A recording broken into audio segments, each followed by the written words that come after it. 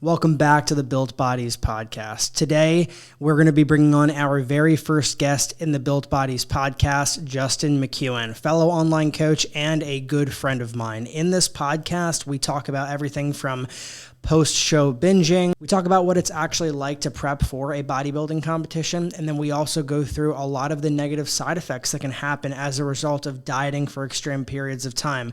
He has gone through fat loss transformations. He has been on the other side, and he tells his story in detail about how he was addicted to food at one point and used it as a way to cope with stress, anxiety, and everything else going on in his life at the time. This podcast is going to be great for anyone looking to change their identity, anyone that's looking to up their fitness game, and there's a lot of lessons to learn in this podcast. So without further ado, let's welcome on Justin McKeown. What is going on, everyone? Welcome to the Built Bodies podcast. We have a special episode for you today. The very first guest of the Built Bodies podcast, Mr. Justin McKeown. Thanks for coming on.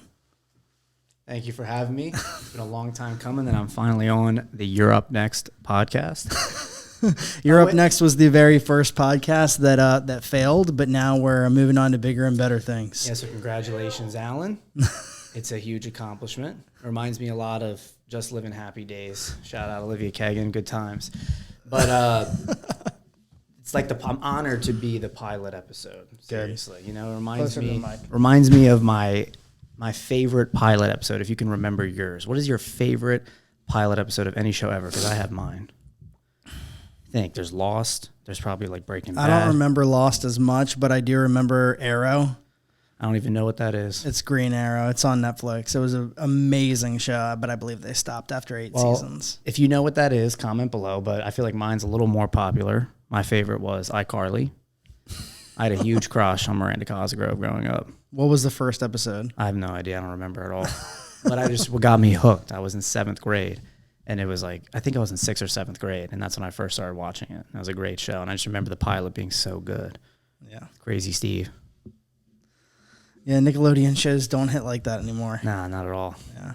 But on today's the episode, what I really wanted to bring you on for is because I can't think of someone who has done fitness less effective and more effective than you. Let's go. You know, because I think that your specific experience when it comes to like competing in the bodybuilding show your first time around versus like your last set of shows that you did was night and day difference. And I just feel like it brings a unique perspective on like what to look out for and how to approach it a little bit differently. Plus, from my understanding, never say never, but right now you're in a transition phase of like basically going away from bodybuilding specific training, like training for shows. And now you're going to more of like a relaxed approach, but also still being serious enough to like, you know, see progress. Right.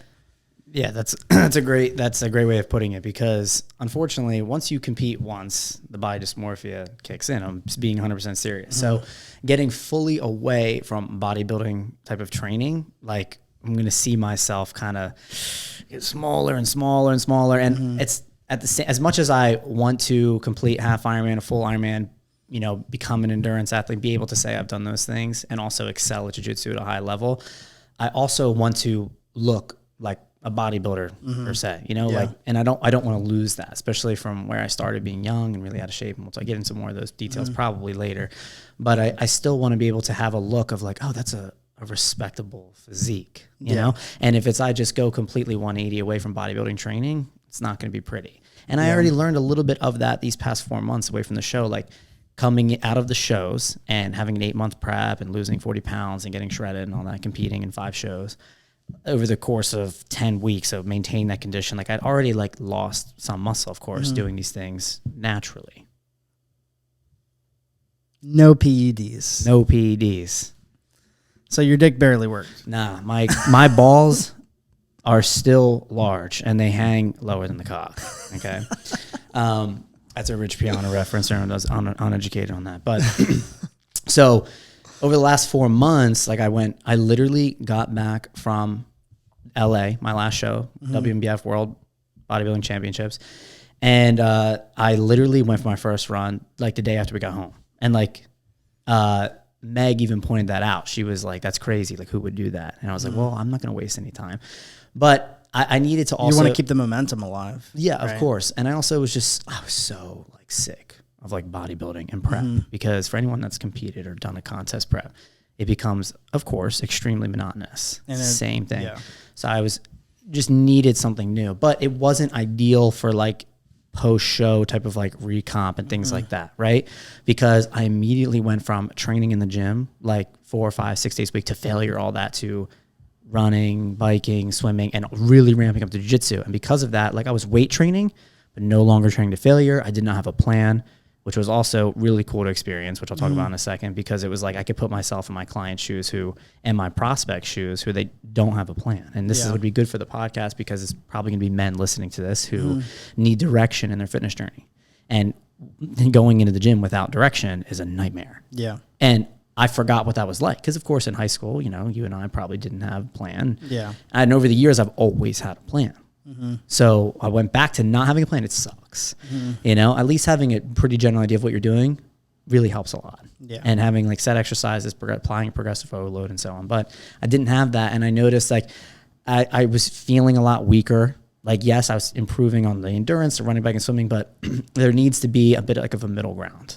I didn't want to just go straight down the endurance training path and like losing some of the hard-earned gains I've really worked really hard over the years to achieve. So I'm taking time now to not only do a weight cut for jiu-jitsu, because another topic, I don't want to compete in ultra heavy anymore. I want to do super heavy. But if I'm going to do a weight cut, I'm not going to do that without proper resistance training. Yeah. Because I don't want to lose more muscle. You know, post-show is all about recovering, or any dieting phase. It's all about like recovering any sort of like muscle loss over the time. Of course, you want to minimize that throughout the diet, but it's going to happen, especially when you compete naturally. Naturally. So I've started to feel really weak in the gym again, and I just didn't like it. And I was like, well, if I'm going to drop a weight class for jiu-jitsu, I absolutely need to train like a bodybuilder again to retain as much muscle as possible. Yeah, I've already started to experience that. I don't think that I'm not losing like weight on the scale, but the way that I look versus like how I was strictly doing bodybuilding training and like steady state cardio versus now doing like hours of endurance training per week and really like minimizing my volume in the gym. Like it's just a more softer look. And like I would be lying if I didn't say that I'm looking at myself every day and I'm like I don't look as tight as I used to, even though I kind of went into endurance training with the mindset of like, and this is not a mindset that I kind of regret kind of going into it for this reason now, but I kind of wanted to basically have an outlet to eat a lot of food because I'm burning a lot of calories, but in terms of body composition and how it makes your body look, it's not going to be one of the best ways to improve your, you know, like basically retain muscle and also like have that like thinner skin look. You know what I mean? So for all the men listening to this podcast and women, understand that resistance training is going to be the foundation of your transformation. And getting off the treadmill, the spin classes and things like that, that's going to help you most in your journey, right? For because I understand what you're going through, you know, because when you train resistance training and apply progressive load and you're getting stronger and you're training to failure and you're really pushing yourself in the gym, it gives you a harder look to your physique. For sure. And it's funny because I feel the same way. Like right now I'm like, it's a little bit skewed compared to the circumstances you're under because I just competed. So your body's always like kind of messy after those first few months of hormonal balances come back, and regaining body fat, it always is sloppy when it first comes back on like so aggressively from a bodybuilding show. Because it's funny because I did my first weigh-in on Monday, first weigh-in since contest prep ended, 238.6, right? I competed like between 200 and 204. And my start of my prep last year, my starting weigh-in was 283. Yeah, 300 pounds, 238.6. But I was really happy with the way I looked. It's funny because now 238.6 and I don't like the way I look. Got it. You know, it's crazy. And it's not because of, I understand you might say, well, maybe it's because you have a different perception of your body because you just competed. So it's a little bit skewed, but it's more so because of that. I was the strongest I'd ever been. Yeah. And people fail to realize that getting stronger, or they maybe forget, but getting stronger in the gym, you will look better. Yeah. Like, even if you're gaining weight, right? People immediately associate a weight gain bad or weight loss good. You know, I'll have clients will be like, they'll do everything wrong. Right. And they're like, but they lost a pound this week or 2 pounds. And they're like, I'm so happy. Win of the week, Justin, I lost 2 pounds. I'm looking through everything. You did everything wrong. Why are you happy? Because then on the flip side, you have someone who's does everything right, everything I'm telling them to do. And they do it all. They execute it at a very high level. And I'm very happy and proud. And they're like, but they gain a pound. And they're like, Justin, I'm so disappointed. I'm like, why? You did everything right. It's very important. But I totally understand what you're saying. Yeah. So I don't know how much of this podcast we're going to segue into like coaching and stuff, but I feel like that's probably your mission for this podcast. We'll get into that. But what I think would be very educational for the viewers is to kind of understand how you got started into your bodybuilding training in the first place. And maybe you can give us an idea of like what it looked like to go from high school in-person trainer, then preparing for your first show. And I definitely want to hear about kind of like what you maybe could have done better looking for a coach at that time, because from my understanding, the coach that you chose maybe didn't have the best ability to train natural athletes, and that's why you went that route. But I definitely want to hear that side of your story. Okay, great. So we'll talk about that. I'll just wrap up the point I was making, which is essentially for me to commit to something like a half Ironman that eventually worked my way to an Ironman, things like that, which is really cool stuff. My why for doing something like that is because I think it's one of the hardest things you can do as a human being. And I think it's another reason why I do jiu-jitsu. It's like doing hard things for anyone that follows me on Instagram, things like that. Like I always am preaching to do hard things, right? Because I think it makes life fulfilling, right? It also makes everything else you do so much more easier, but enjoyable. Yep. Like everything, when you have like the sushi or you have like a relaxing night inside, like there's so much more enjoyable, you know? And it's, so I almost put it this way, like I earn everything that I have. That's kind of like a virtue, if you will, or something that's sweet. Like, and people might say, oh, that's a terrible mindset to have, but it's how I like to live my life. You're more than welcome to try it yourself. I think that I get much more of like a dopamine hit, if you will, once I've done hard things first. It's one of the reasons I implemented fasting right after my show, was just to like kind of test myself and push myself and make myself like earn like those virtues, things like food. And I would fast till 5, 6 o'clock and food all of a sudden was so much better. It also helped with appetite control post-show as well, which I did a really good job of compared to the last show, which we definitely will talk about. But to wrap it all up is if I'm going to do something like an Ironman, a half Ironman, I need to get my body to a more sustainable place to do that type of training. Doing a half Ironman at 235, 240 almost is not going to happen. That's crazy. That's insane, you know? And for jiu-jitsu, doing an ultra heavy weight class is a lot of really heavy people. And for people that don't understand or don't know, ultra heavy is anything over 229. So you will find a lot of very large men, to put it that way. And it's like, well, it's not that I have a issue with competing against large men, like, oh, they're too big. It's not really jiu-jitsu. There's, to put it kind of frankly, I don't mean this in a negative way, it's a lot of fat guys. Gotcha. It's like fat guy jiu-jitsu. I just don't want to offend anyone because I personally don't like to use the term fat either, from growing up fat and being called fat and things like that. Maybe you can relate. But larger guys, fat guy jiu-jitsu. So drop a weight class for that. And again, I'm not going to drop a weight class while minimizing my weight training. That is a recipe for disaster. So if anyone out there wants to lose body fat and get in shape, prioritize weightlifting. So it's kind of like a two birds with one stone. I'm dropping a weight class and I'm also regaining my physique as well. And then coming out of that, being between 210 and 215, which is I need to be for the next weight class, I will be in a much more sustainable place and suitable place for endurance training. So that's the plan over the next 4 to 5 months, if you will. I'm very happy with how my post show went. Extremely. There was zero binging compared to my last binging or last contest season, which was crazy binging. Good times. But yeah. The peanut butter jars were not safe at all. Oh my goodness. But none this time. And I knew that before the prep even ended because I made an identity change. And that's what I don't want to talk about OTO, anything about that, but in my own coaching, my clients, that is our mission statement, is permanent identity change. And I viewed food differently, you know, over time. So talk more about that later if we have time. But yeah, let's get into your first show and basically how it went. What was the intention behind it? All right. So first show, well, I grew up, quote unquote, the fat kid. I'm sure a lot of people listening to this can relate. Okay. I was bullied by that for being the fat kid as well by several people, but one, Antonio Mandel, for sure. If you're listening to this, thank you. Because without your bullying, I would not be in this position. I would probably still be like overweight. So thanks, Antonio, Tony. But you know, he's a nice guy for real. I ended up going like to high school with him, and I honestly, we like never spoke after that, you know. But regardless of the point, I competed because I was obsessed with like looking good, wanting to look good, and to be extremely specific with you, when I was a freshman in high school, I was using Twitter. Okay, and if anyone can relate to this, drop a comment or whatever. But I found this page called Lady Boners. Let that sink in for a second. Lady boner. It's sinking in. Right? So I was like, damn, it was like Mark Wahlberg and the Calvin Klein photos. You know what I'm talking about? Yep. You have an idea? Okay. I feel like I actually remember that handle. That was a lot of because that's the only other time that I used Twitter was in high school. Okay, yeah, so you can understand. So it was like an account that was featuring men who like looked good. Yeah. And I was like, damn, I'll do anything to look like that. And I still don't put that out there. And that's to put that, and what I mean by that is I had an idea when I was 14 that I'd have a perfect physique one day. One day I'd wake up, I'd have it. I reached the goal. It's not the case. And I think a lot of guys need to hear that. You're never going to have a perfect physique, and that's okay. Yep. Because if you just end up having the perfect physique, it removes all the meaning of it. It's not going to feel special anymore. And doing, the weight training, eating properly, working with your coach, investing time into your fitness journey is not about the end result. It's about the things that you do, right, during that journey, how they make you feel. That's what's important, right?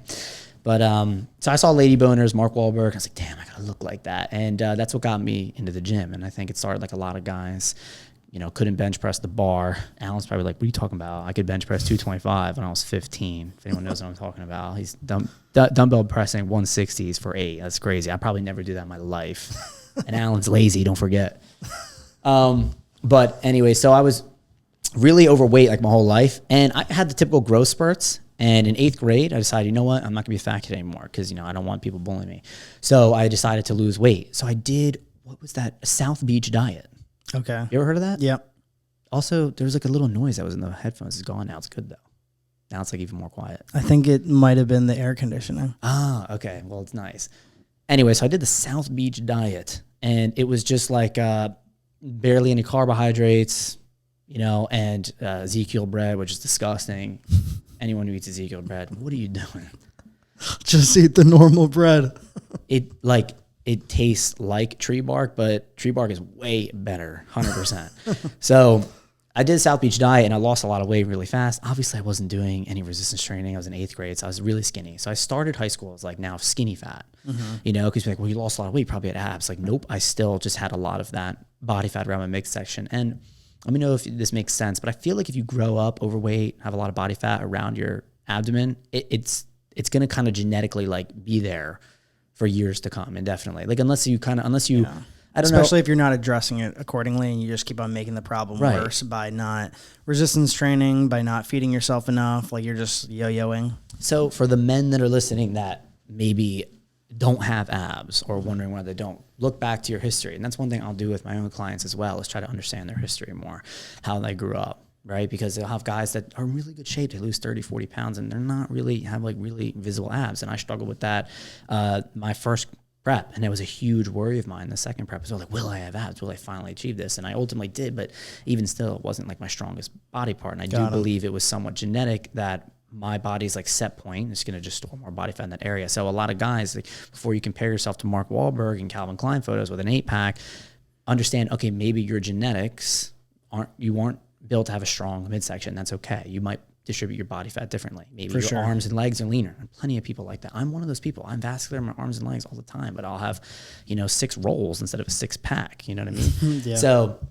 I was a skinny kid, couldn't bench press the bar, and I started getting obsessed with learning about everything. I feel like so many people say this, like on podcasts. I became obsessed. I read the forums. I was YouTubing, but that's really what I did. And my grades suffered because of it, but I didn't care. Like, I knew that this was going to be my career. Like, I think the moment for me where I knew I wanted to do coaching and make a transformation was because I felt so much pain growing up, so much pain in my journey from other people, or also myself, that I understood what that felt like. And the thought of other people feeling that, like, I did not want that. I wanted to make sure I could remove that pain from other people. It saddens me so much if someone's experiencing what I went through. And if I have the ability to change that, then that's a fulfilling life for me. Yeah. But I had to go through my own transformation first. So I started lifting weights in high school just for sports, like most people, but also I had to for sports, but I wanted to because I was into bodybuilding. You know, I came across a legend. The kids these days don't know him, but he goes by Steve Cook. He is the godfather of the fitness industry. And I then was like, damn, I got to look like Steve Cook. Not going to happen. Still don't look like Steve Cook. For me, it was Callum von Moger. Okay, so you're a little bit past. A little bit past. Yeah. And then I went to the dark side. What I mean by that is I came across a guy named Rich Piana. I knew you were going to say that. So I came across Rich Piana. Why don't you tell people a little bit about what Rich Piana looks like? All right, so Rich Piana there's not a surface area of his skin that does not have tattoos. Okay, this man, like, he is a varicose vein. Like, he doesn't have varicose veins. He is a varicose vein. Well, was. Rest in peace, my man. Seriously, I loved him so much, and I loved him not because of bodybuilding as much. That's why I became obsessed with getting big. You know, and we'll talk about how I gained a lot of weight in high school in the wrong type of way. It was a lot of the things that he said in his videos. Yeah, just eating like crazy, you know? And so Rich is a varicose vein. So if you don't know what that is, just Google it now, okay? And you know exactly what I'm talking about. Huge dude, and just a funny guy. But I understand that he probably had his vices. Do a lot of people. Drugs, I don't know, God knows what else. Money laundering, who knows? I mean, he was a multi-business owner. But in his videos, he had a good heart. He was a good person. He had a big heart, like literally an enlarged heart. But he was a good person. And that really inspired me. I put something on my Facebook the other day that said, I believe that kindness is at the forefront of leadership. And that's how I lead. And that's how I lead my life. If I'm going to be a leader to these people, or for my friends or whoever, or my clients, I do it through being kind. I do it at jiu-jitsu when I'm working with, lower belts, levels, and things like that, just being kind. And Rich was a kind person. And I think that the tattoos, the veins, the ginormous, huge muscles, like Rich was huge. If people, have to Google image, or if you can throw a photo I'm going to throw a photo up just so people can put it into perspective. Yeah, he would look like an intimidating dude. And, but he wasn't. He was a very nice guy. So good fucking morning. Yeah, exactly. Good fucking morning. It's vacuum time. God damn it. What a classic guy. Anyways, rest in peace. Rich did pass away in 2017. You can Google that one if you want to find out why. But I became really obsessed with Rich, and I was studying constantly. I had notebooks. I tell everyone this. Like, I have notebooks from high school where I was just going through forums, going through websites, watching videos, and just taking notes. In study halls, I was always doing that. And then that led up to my senior year where on my 18th birthday, I purchased the NASM course, the holy grail of what you're talking about. If you're a NASM certified personal trainer, you are qualified. No, I'm kidding. But I did do that on my 18th birthday, and I became a certified personal trainer before I even graduated high school. It was in April of my senior year. I was a certified personal trainer, while I was in high school. But because of the influences I had from Rich, I started to gain a lot of weight really quickly. Now, football did play a little bit of an influence in it, but it was mostly just because, I got to get bigger. I got to eat, So I started eating a lot. Like, I would have 1,000-calorie breakfast, 1,000-calorie lunch, 1,000-calorie, pre-workout meal, a 1,500-calorie post-workout shake, and then whatever else in between. Chipotle twice a week, 2 burritos, like Handles and Wayne. You know what I mean? The monster shake. So I just started overeating, and I was kind of back to where I was as a kid. Like, I was really heavy again. So my senior year of high school is when I achieved my first transformation. I was done with football. As much as the football coach wanted me to try to play in college so bad, you know how it is. Like, if you play a sport, like, coaches are always like, yeah, you can play for this Division III school, and like, then end up stop playing after a year, and then you're stuck at this school. I obviously knew I wasn't going to do that. So I was like, I'm going to lose this weight. And my senior year of high school at football, I was 237 pounds. And for context, I started high school at 170. So in 4 years, I gained, quick math, 67 pounds. Damn, that's so crazy, because you're 238 now. Oh, you're right. And then I know what you looked like at 237 before. Yeah, I just actually... Because of your pictures. I just posted a post about that on Instagram. I'll put that on the screen just so people can see. Yeah, but it's fucking crazy body comp change. Yeah, puberty's crazy, you know what I mean? And hormones and testosterone's wild. No, I'm kidding. But effort, that is the true drug. So people listening to this, it too. And I call my clients out all the time. We as humans, we want to take the easy way out. We want to give less effort. And it's like the difference between my clients that excel in their transformations, the ones that are, okay, they're getting there, but they're slower. It's just effort. If you had asked me a question like, what is the biggest struggle of men or women, people, in their fitness journeys or transformations, I would say accountability. Because we all know what the things that we need to do to get in shape. We know we need to exercise. We know we need to eat well, seriously. But the reason so many people fail, in my belief, you agree or disagree, is because of accountability. Yep. We all know we need to eat less, move more, lift weights, be active, not eat like slobs, binge eat, shit like that. But of course, strategy is important, and a strategy specifically for you, right, is going to be very important, but accountability is going to be most important. And I didn't have accountability either, so I was just, oh, fuck it, I'll do whatever I want. Yep. So back into the journey. Yeah, 237. Yeah, I lost 52 pounds my senior year of high school, all by myself. Just with the knowledge that I learned freshman year, sophomore year, junior year. And this is my 8th year now coaching professionally. So June is 8 full years in, right? And you could say unprofessionally for like a year or two, because when I was like a junior in high school, senior in high school, before I started working my job, I was like coaching family members, coaching cousins, and things like that, and friends, and having them gain weight. Like I even wrote like the football program for like the students at the school when I was in high school, like for our football team, because like we didn't have like a strength and conditioning coach. It was just like, Mr. Chambers or something, who used to lift weights back in high school and could bench 405 when he was 18. You know what I mean? He would come in and be like, I know nothing about weight training. Use your back and not your knees, shit like that.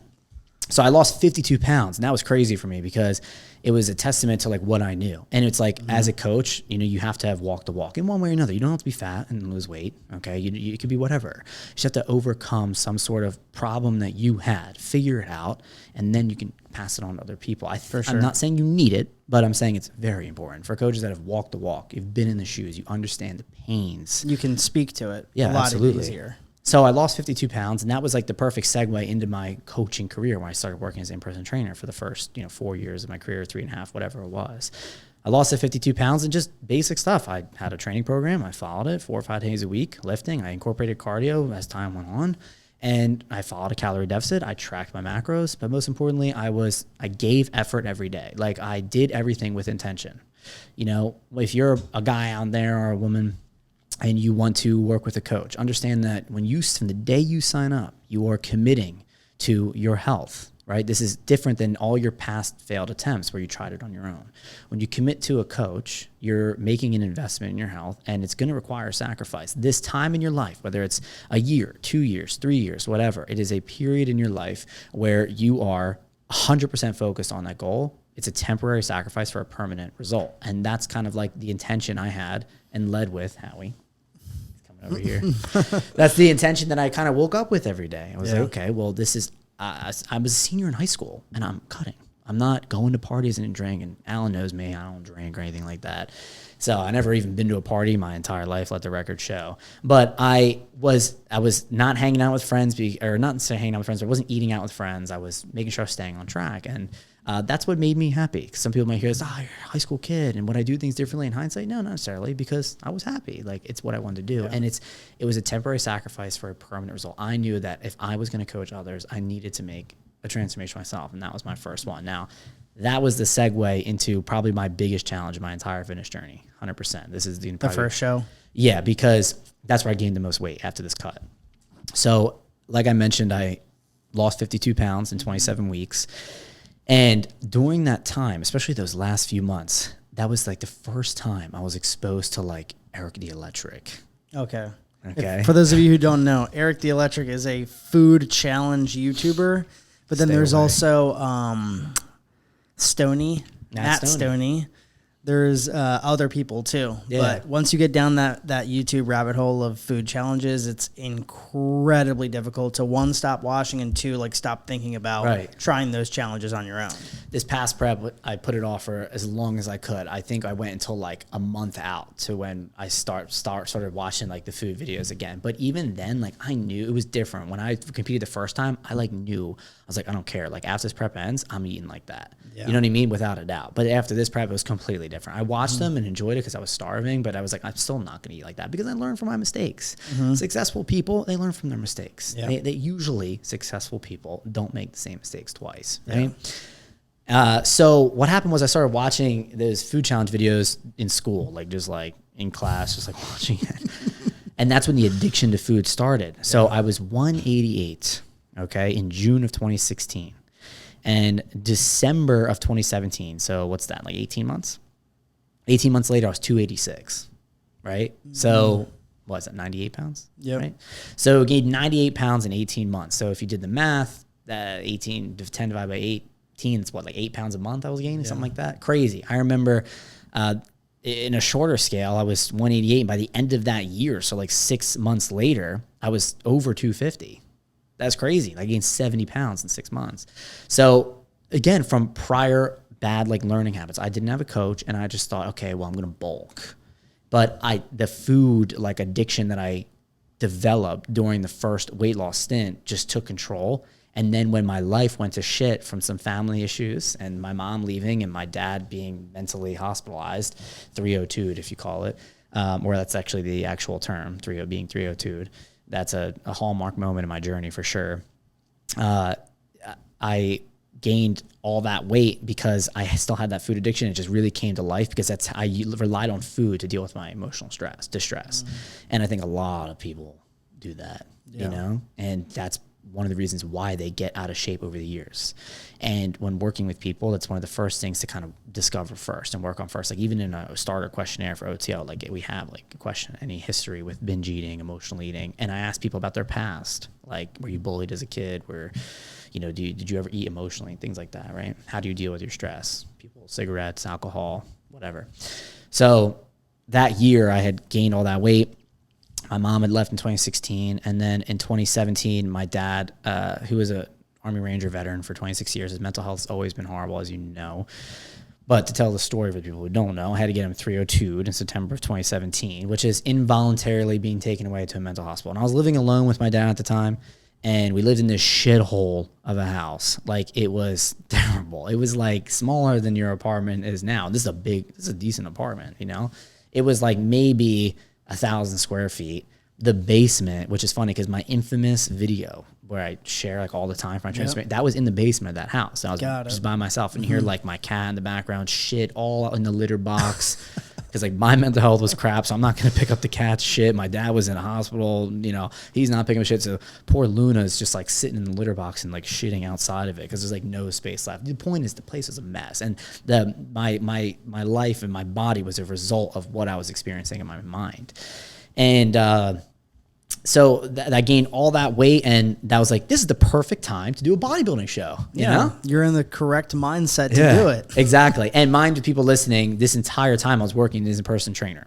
And from time to time, you know, people would make comments about my size indirectly. So it'd be like passed down the line. Like there'd be a front desk worker at the gym I was working at, and he'd be like, hey man, like, you know, people are making comments. And I was a group X instructor. I taught boot camps. And people were like mentioning to some of the other employees, like, hey, Justin's like gained a lot of weight. Like, you know, what's going on? Oh, he's bulking. No, I'm kidding. But that's really what I would tell people. But it was true. And that was kind of a defining moment for me as well, realizing like, you know, I've used this, I gotta bulk, as an excuse for just gaining an unnecessary amount of weight. I mean, nobody needs to gain 100 pounds in a year, you know, or for a bulk or anything like that. So that was definitely a defining moment for me because people were noticing. And so I was working as in-person training all the time. And it's funny, it didn't affect my career. Like I was able to become the quote unquote highest earning trainer. And mind you, for people listening, highest earning. So me being the highest earning was netting me $33,000 per year, like after taxes. You know what I mean? Not a good living whatsoever, right? And so I started working as a personal trainer in June of 2016. And by August of 2017, I was the highest earning trainer in the region. There's like 6 gyms that were part of this enterprise, if you will, and there was like 40 trainers, and they ranked them every month. And I became number 1 in August of 2017, and that's when I was pretty heavy. So, and I ended up staying in like the top 5 all the time, all the way until I retired, if you will, from in-person training. But so it didn't affect my career, fortunately, like thank God, because to be honest, like I'm surprised it didn't, looking back. Like I look back at old photos and like I'm wearing some of the personal trainer shirts, and it's like, it shouldn't say personal trainer, it should say like professional eater. Like that's what it should say, you know? And people would, every now and then, if clients ask me, I would always just say, I'm bulking, you know? So I said, okay, well, this is the time to get my shit together. You know, it's December of 2017. Christmas had just passed. I had nothing else to do on Christmas, so I went to the Eagles game. And for those who don't know, I'm from Philadelphia. And I went to the Eagles game and came home and had a traditional Wawa binge to end the day. Like those are some crazy times, man. Like I would have like 5K. For those that don't know, Wawa is like an upscale gas station, if you will. And there's thousands of them all over the East Coast. Now they're in Florida too, and that's just like the go-to place to go at night. And within those thousands of locations is also thousands of calories. So I took advantage of that.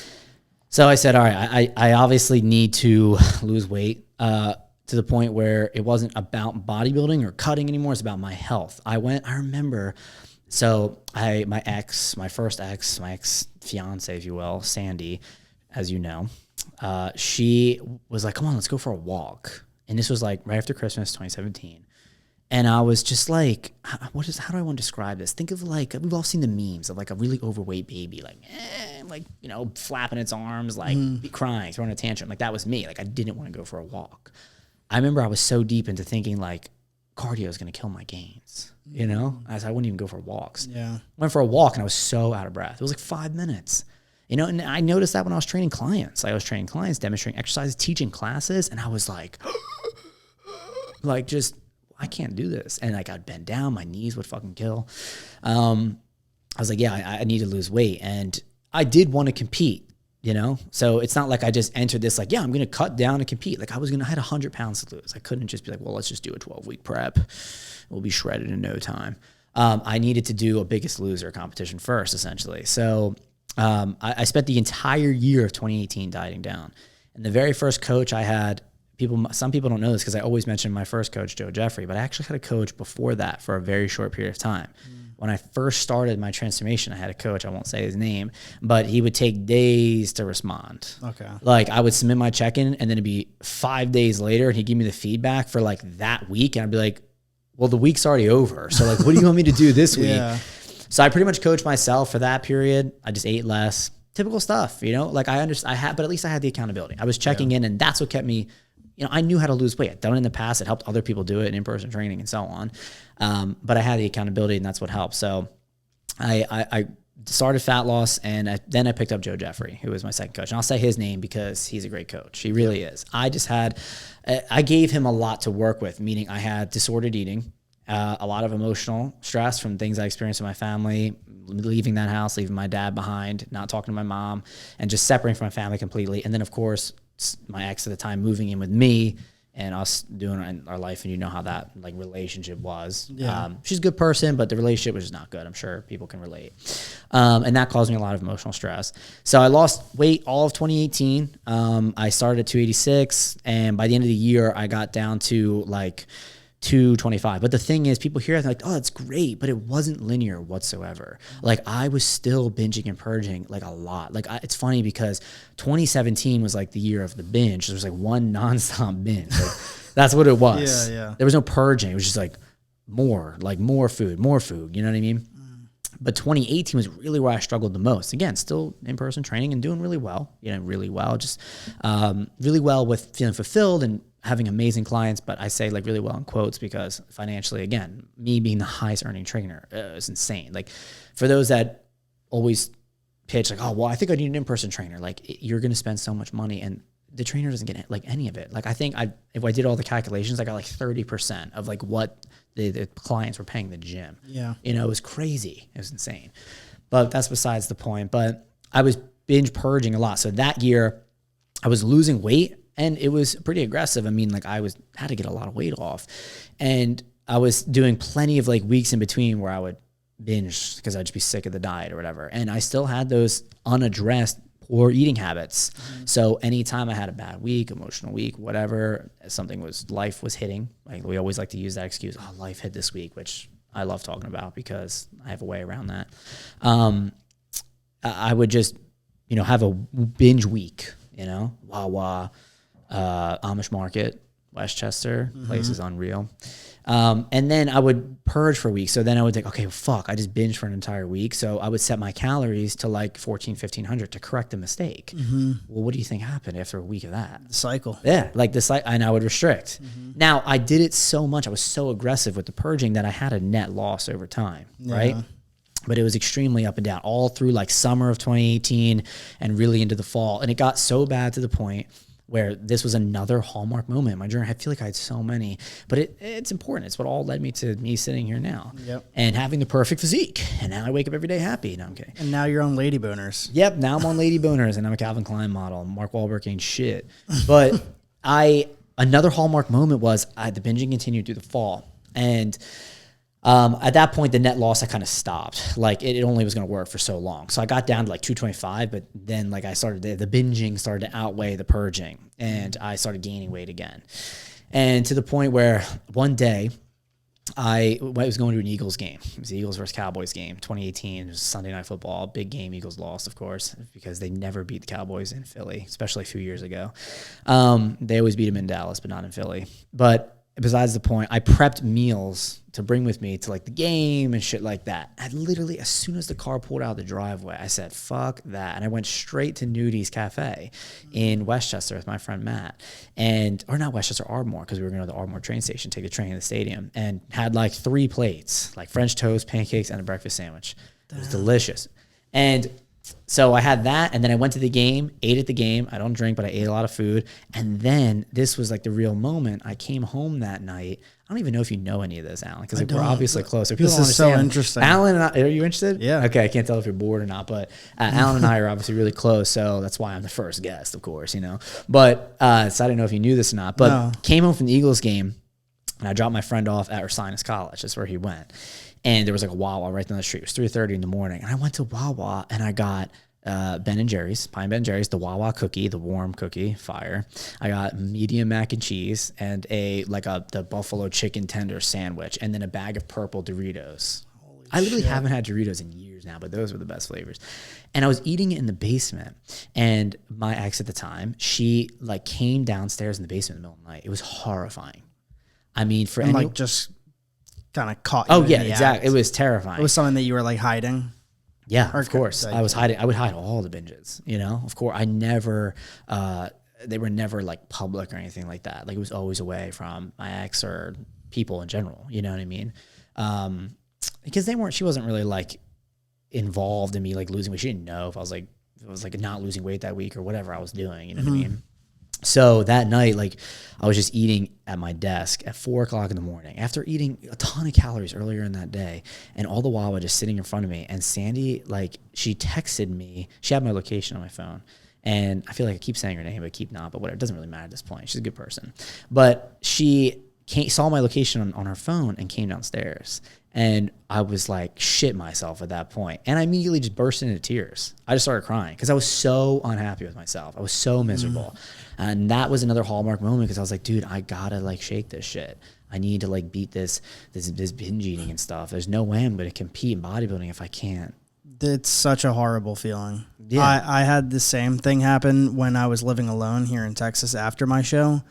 And I remember one night I went to 3 separate Whataburgers. Let's go. Because I didn't want to be seen at the same one by the same person. It's crazy, just like you said that, like it's crazy the hoops you'll jump through to like not only to justify what you're doing, but just to avoid the shame and embarrassment. Exactly. And that's like the biggest thing. Like the problem with me living alone, and I didn't have anyone to like check up on me, and I was all like in the comfort of my own apartment with my own space. So like I went to go to Whataburger 3 separate times, and I got the crispy like biscuit sandwich or something, chicken biscuit sandwich with a shit ton of honey and a fucking like good ass cookie 3 separate times. Right there, that's got to be at least 4,000 calories. You get the first one, and like, damn, that was good. And then I made the mistake of also going to Walmart across the street, and I was like fiending at this point. The worst Walmart. Yeah, let's put that out there.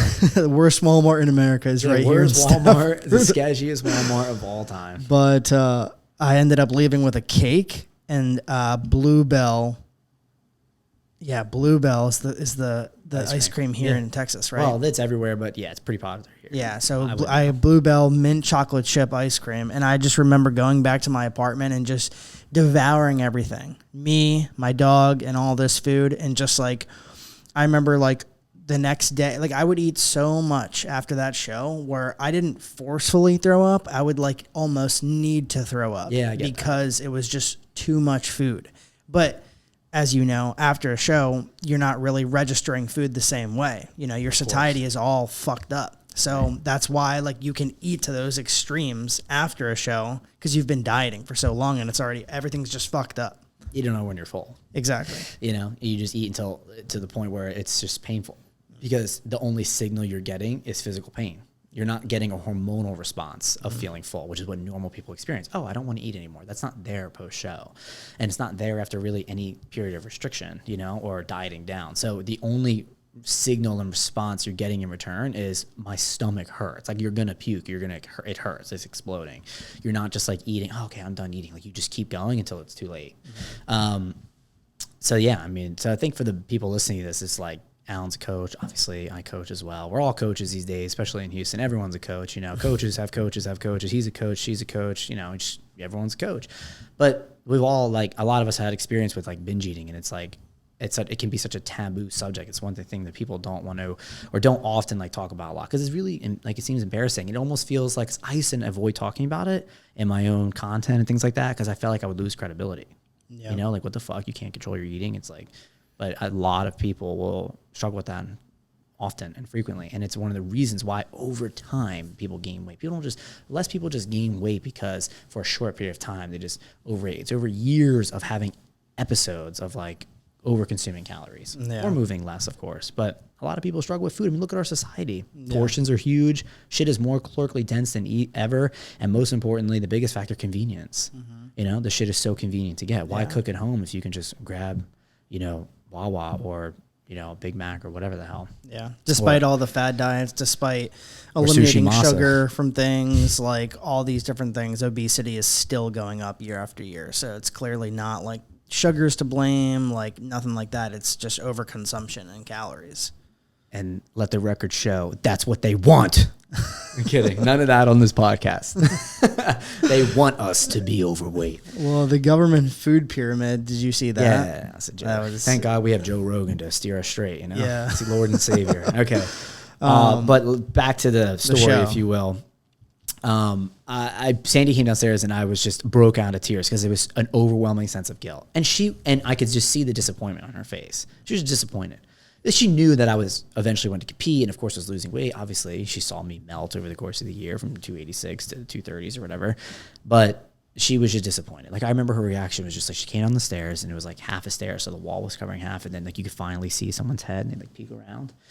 And she was just like, like that. And I just immediately burst into tears.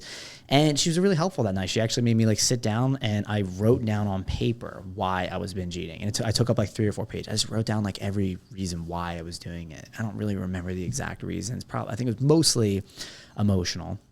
Yeah. And so then I said, well, I'm not going to diet anymore. This is not productive. You know, so I think it's what a lot of people struggle with is they try to diet, and they know it's not the best thing you should be doing for their health at the moment. Losing body fat does not always equal you're healthier whatsoever. Yeah. You know, sometimes you need plenty of time to step back, maybe gain weight, gain body fat. I've had female clients in the past who are because of hormonally, they're in such bad positions after years of chronic dieting, they have to gain weight first. I mean, I've had female clients gain over 25 pounds in a period of time, 6 to 8 months before losing body fat, you know? So that year, after that happened, it's funny because it's like I didn't learn my lesson. I thought the best next step was, okay, well, I'll just do a binge week to get everything out of my system. What? I'm dead serious. It's crazy. Yep. So that's not where I thought that was going to go. I thought we were jumping straight into the bodybuilding show. Yeah, no, you would think like, yeah, so I got my shit together, got discipline, let's fucking go, no more games. I thought, you know what? Let me get it all out of my system because I was restricting. I was like, maybe this will stop me from purging. But here's the silver lining. This probably makes sense in a second. It did. That's what happened. I stopped trying to diet, and I was no longer in the binge purge cycle, and I gained weight. My lowest weight at the end of that first stint from 286 was 222 before I started gaining weight again. And by the time I started prep, which was a few months later, I was 242. So I gained 20 pounds. And because I stopped trying to diet. I stopped tracking, I stopped anything like that, but I kicked it off with a binge week because I thought at the time, well, maybe the best thing I should do is just eat all the things I've been craving or whatever and get away from dieting. Anyways, in hindsight, was it the right decision? Probably not. It only probably made my addiction to food more because the more I ate those foods, the more I craved them. People forget that. Highly palatable foods are extremely, what's the word I'm looking for? Simple word here. Addicting. Yeah, of course, addicting. Of course, I forgot that. But, so, and then, okay, I was like, I'm going to stop dieting, et cetera, et cetera. And then I didn't have a coach. I was working with Joe Jeffrey at the time. And January rolled around and I was like, okay, well, I want to start a contest prep. And this is where what you said at the beginning of the podcast comes into play, where it's like probably wasn't, he's a great coach, and he is now. If you look at him now, Joe Jeffrey, for Joe the Physique Collective on Instagram, I mean, he coaches a ton of really high level competitors out of the UK now. He's like, and he's super like popular, famous, whatever. And this is way before then. Like he was kind of like just starting out, I guess, maybe. Or he had been known, but he didn't coach any natural people. And he was the one who was like, yeah, okay, well, let's compete or whatever. So it was never in hindsight, it was never the right decision, because when you want to do a contest prep, if you're going to compete, you need to have like your ducks in line. Are you financially stable? Do you have any history with disordered eating whatsoever? I mean, how because it's only going to get worse. Right. These things are going to be magnified. How's your home life? Is there stress? Or your reason for doing it too. Like a lot of people's reason for getting into a show is to just like, they only want to like look better. But like once you finally get to that end, you know, you're never going to really like how you look outside of a show state. Yeah. Once you commit to that, once you commit to the whole bodybuilding thing, and it does a very good job of sucking people in really deep to the point where they completely disregard their health for whatever cost. Like as long as they can look good, like Alpha Land, Alpha Lee, that circle of people, like the amount of people who are pretty prominent on social media, and like the things we hear about people's health and the things they're willing to do to compromise that just to like look good is insane. I mean, it's fucking crazy. So yeah, I did the prep, and I didn't have my ducks in line. Like I still had disordered eating. I still had a bit of like addiction to food, even though I gained weight, and I just had this period of few months where I was like, oh, gain weight, I won't diet or whatever. It wasn't enough, you know? And I think that the number one thing that fixed it, quote unquote, over time was just that time. I just needed more passage of time to grow and change as a person, and just slowly get away from dieting, and my relationship with food changed. But the prep got so brutal so quickly because I had just spent a year of dieting. So for those that are listening, the longer you diet, the more bodily functions, thyroid, metabolism, start to downregulate, right? Like you're not going to burn as many calories. Your thyroid's function is going to come down as well. You're not going to be burning as much body fat and so on. So yeah, I had this 2-month break. It's not enough time. So I went back into another diet. I started prep at 242 and I ended at 195 as my lowest weight. But it had to get so brutal so quick to get my body to respond. What were like some of the typical days for you, like let's say 3 weeks out? Dude, 3 weeks out? Okay, I was going to like maybe talk about 17 first, because at 17 is when shit got really hard. And you're probably like, 17? Yeah, what the fuck? That's pretty far at out. 3 weeks, I was a corpse. Like I was gone. So at 3 weeks out, I was already on 2 hours of cardio a day. And people hear that and it's like so unbelievable. But it's funny because I remember during prep start, I was listening to podcasts, these other people. This is where influences come into a play, and making sure you have proper influences. And I heard all these stories of other people doing 2 hours of cardio. So to me, that was normal. I was like, oh, well, all right, give me 2 hours of cardio. I remember like posting stories, like my coach increased my cardio. Like it's all he's got. Like, what do you give me more? You know, like stupid stuff. And I was doing 2 hours of cardio a day. And I was rotating between high days and low days. So I would have 6 low days, okay, of 200 protein, 0 carb, and 30 fat. And then I'd have 2 high days of 150 protein, like 10 to 15 fat. And then carbs were like 150 and 200. It was like a higher day and then a slightly higher day. It was like 150 carb and then 200. Holy shit. And then repeat. And then like when I got closer, even like the next week, like if you said 2 weeks out, it was just linear macros, and it was just 10 fat, 0 carb, 200 protein. Oh my God. 2 hours of cardio a day and 17.5K steps. And that was the hardest part, because I was working full time, and like in-person training, contrary to popular belief, you don't really move much. Like you instruct your clients to exercise, and then you kind of stand around and watch them. Yeah. You're not really getting a lot of steps in. So I was walking like crazy. So I would start my days at the crack of my ass at like 5 a.m. and do 90 minutes on the Stairmaster. And then I would do the other 90 minutes in the afternoon post-workout. And I remember the first time Ozzy filmed a video, he was like, this is insane. Because I picked him up from his house and we just went and did 90 minutes of cardio. He just sat there and recorded some clips at Anytime Westchester. And then later that day, like he had to come back and I did another 30 minutes of cardio. And this is funny because at this time I knew who you were. I saw you going into Anytime Fitness in Westchester, but I never talked to you yet. So I had known of you. Yeah. I'd seen you in there walking in with a sweatshirt and just like straight up death face. And then you would just hop on that thing for like hours. Yeah. So, and I was during this plays into the eating disorder. Like, dude, I mean, a month into that prep, I was watching the videos again. A month in, and they were all I would watch. I was doing cardio, and I had watched every 10,000 calorie challenge at that point on YouTube. So I just switched over to like full episodes of like Man versus Food, and like, damn. Yeah, and like America's like tasty destinations on like a travel channel. It was great.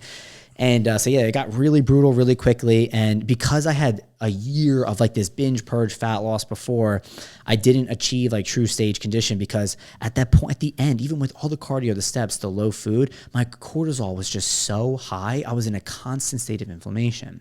And like cortisol, think of it like this, like it's like running a marathon, but having a weighted vest. Okay. Like, and this is something I'll talk to my clients about all the time, especially clients that I have that are officers, police officers. I have several that are police officers, some that have PTSD from serving in the Army, Marine Corps, things like that. And I use this analogy with them all the time. The way stress works on your body is like running a marathon, but having a weighted vest. It's not going to stop you from running unless you choose to, but it's going to slow things down massively. So there's going to be times in your journey where maybe things are a little more stressful. Maybe you have a career change. Maybe you and your wife or significant other, whatever, whoever are splitting up, or God knows what, clients have stress all the time. Maybe your PTSD is acting up. Maybe your anxiety is flaring up.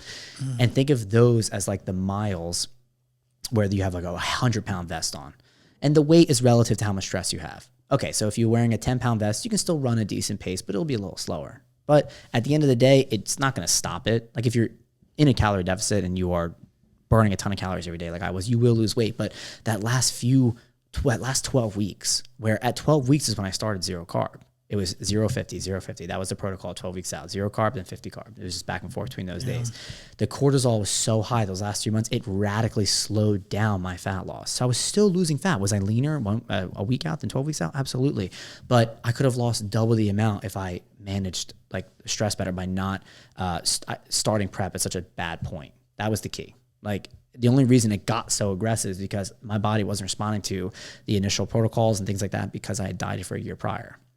I needed more time away from a deficit, especially if they're binge purge and all things like that, throwing me off hormonally and such. People want to dive straight into fat loss phases. I find most of the calls that I have with people where if they have a, repetitive thing of trying new diets all the time, falling off, whatever, it's mostly me convincing them that dieting is not the solution. And trying to get lower on calories is not going to give them what they want. It's a trend right now that you have to earn the right to diet. There's a lot of coaches posting that and things like that. It's true. You do have to earn the right. And I definitely didn't do that. So that's how I was looking for me at the shows. And I don't get me wrong, was I fucking like very lean still? Yes. But like stage conditions a little bit different. I was very lean, but I wasn't shredded. You know what I mean? Like I still didn't have like, especially my mid. Yeah, of course. Like there was parts of my body, like stronger parts of my body, areas that were more well muscled that were definitely shredded, like hamstrings and maybe like upper back, but like that's it. But like my midsection, I did not have like a 6-pack whatsoever. And like that, I also think because I had such a big belly for years prior. So there was so much of that body fat being stored there. And it was the last to come off. But even if you extended that prep another 8 weeks, like the rate of loss was still going to be so slow.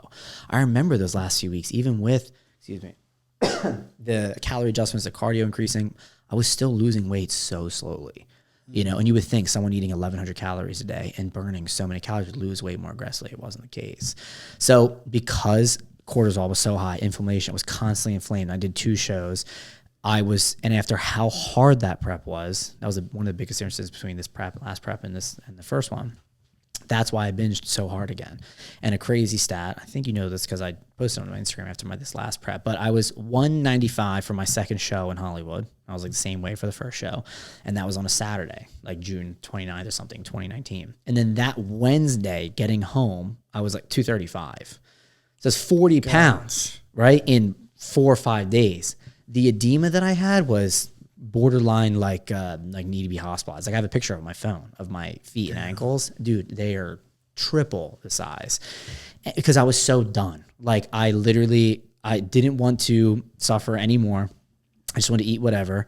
And I also didn't want to move. I was so tired of cardio steps. I cut that out completely. I didn't do more than 2,000 steps a day. I laid in bed for like a whole week post show and just ate. I mean, I was probably eating well over like 5,500 calories a day. There was also a lot of the desire coming from the food videos too. That's like of course, like to finally fulfill my dreams. I can finally eat a tray of brownies like Eric the Electric.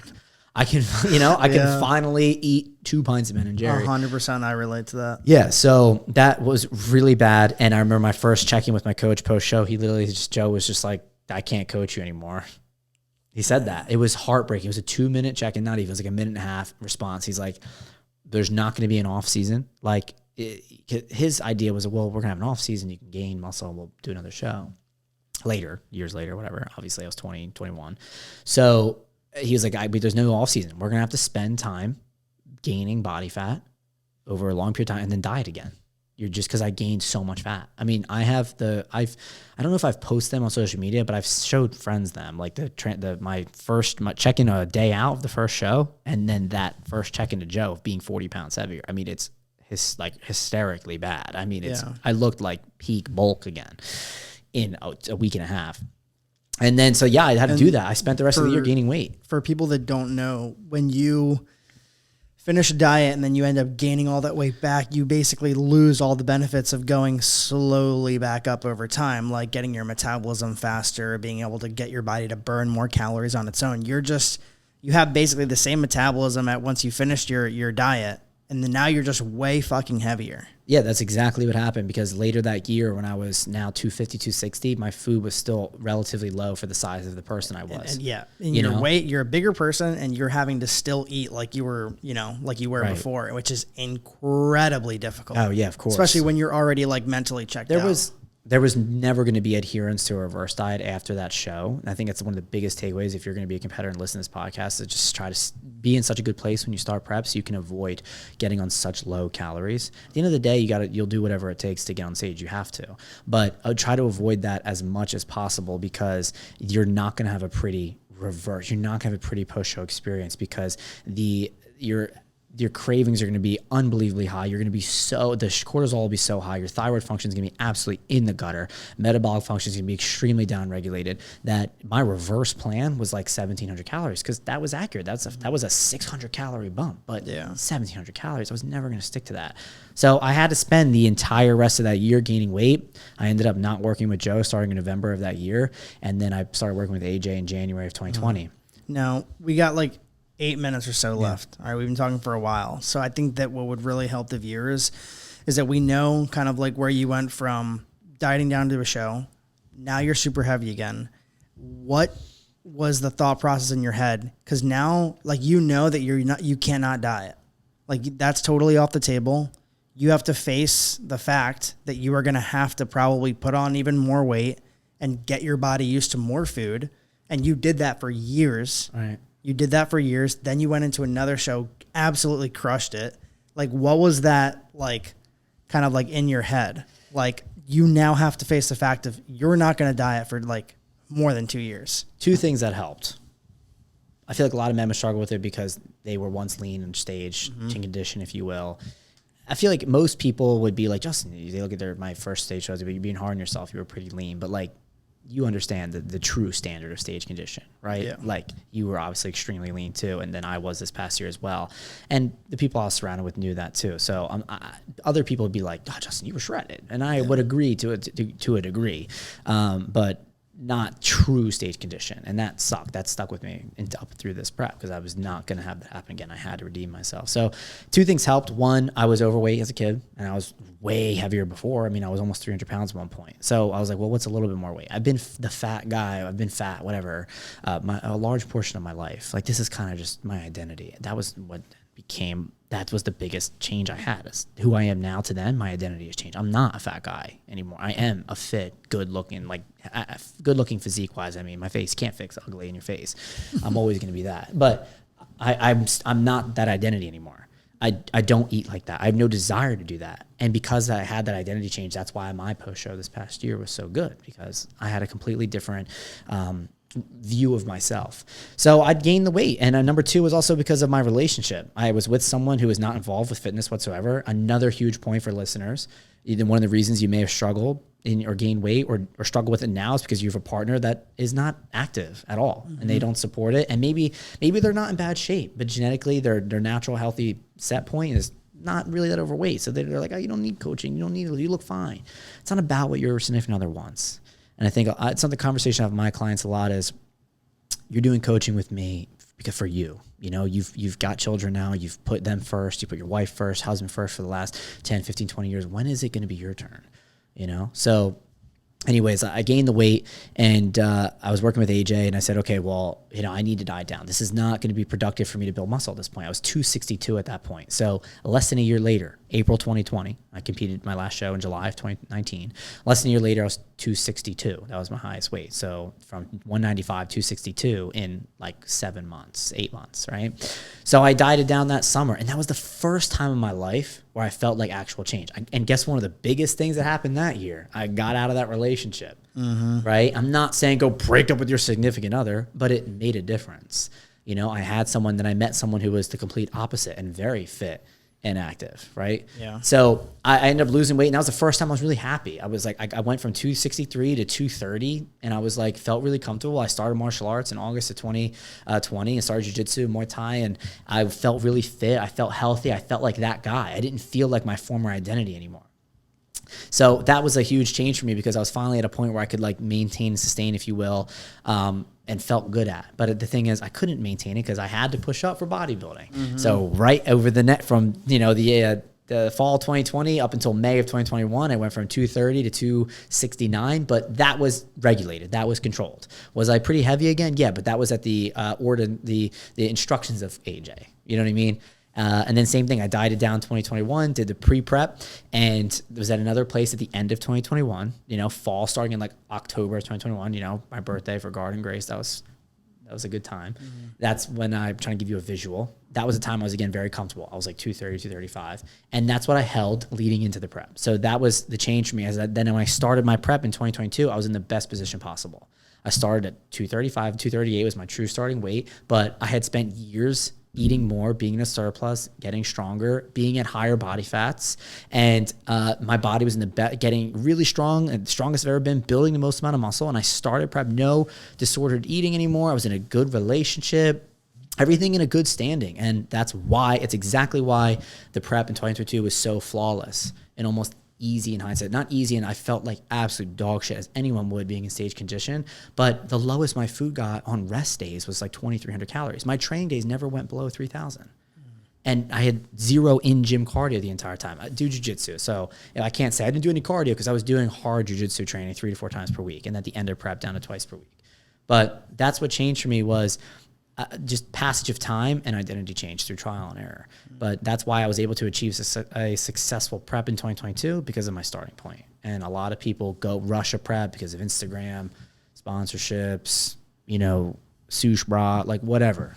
Now, Sush is a good guy. I don't know him or anything, but I listened to his podcast with Max, and he's a good guy. What you're trying to say is like there's certain people that like promote being shredded all year round, all that kind of stuff, and I'm never going to be that person. There's different factors that play into that, but I totally understand what you're saying. A lot of people look up to people on social media, and they see these shredded guys, and they want to be shredded all the time, but like there's so many things behind the scenes that they don't know that can cause them to look a certain way and all that kind of stuff. But I think that's a rabbit hole that we can dive into maybe part on a 2 second episode. Yeah, definitely a part 2. But at the end of 2022 prep, there was no binging whatsoever. There was no late night eating. There was no overeating. I never ate to the point where I was like miserable or uncomfortable. None of that. Like it was really the complete opposite. And it's because I had a permanent identity change. It wasn't what I was eating was different, drinking, what exercises. It was how I was doing those things. If there's one thing I can leave off the podcast with that for people wanting to start a transformation and change their life, it's not what workouts you need to be doing. It's what you need to drink, what food it's how you do those things, right? And it's not cutting out or letting go of sugar, letting go of carbs, or letting go of alcohol, or letting go of cardio. It's letting go of the person you used to be. And if there's one like message I want to leave out the podcast with that, it's that. You need to let go of the person that you used to be. That's how you're going to create a permanent transformation. And if it's not permanent, it's worthless. Right? Nothing is valuable unless it's permanent. You could always do that by asking yourself, like, what would a fit person do in this situation? What would the person that you are trying to become or basically change your identity, like what would they do in this situation? Have you read Atomic Habits? No, it's another one of those trendy books. See it all the time. Read excerpts. It's exactly what you're saying. He says that basically, like, people are probably like, he definitely read it then, fucking liar. But no, like the root of like basically changing your habits, changing like everything when it comes to like accomplishing a goal, it has nothing really to do with the goal. It's the identity that gets you to the goal that you want. Right. And he talks about like basically changing that and asking yourself questions about like, what would the person that you want to become do in this situation? And if you ask yourself that in most of the decision-making processes that you have every single day, you find that you'll make better decisions and get to that goal. Wow. It's like I wrote the book, because I tell clients all the time without having read the book, like, just like you just said, think about what, the Bobby that is the really healthy, really fit, really lean, how would he be approaching his nutrition? How would he be approaching his training? How would he be just approaching his lifestyle, his approach to eating out, vacations? I ask my clients all the time. Bobby is a great client of mine, OTL Hall of Famer. If he's listening to this, he probably will, because he's a legend. Like, I always ask him, like, Bobby, like, he had like a vacation. I said, after a year of coaching him, how was this vacation different than your last one? Like, eating wise, training wise. He went to the gym every morning. He ate very moderately and well. He was like, it's just completely different. He said himself, from his career to his relationship to himself, it's just been a top-down change, an identity change. And that's why he's going to be permanently successful. And when you're on vacation, the way you used to go on vacation, that's how I used to be.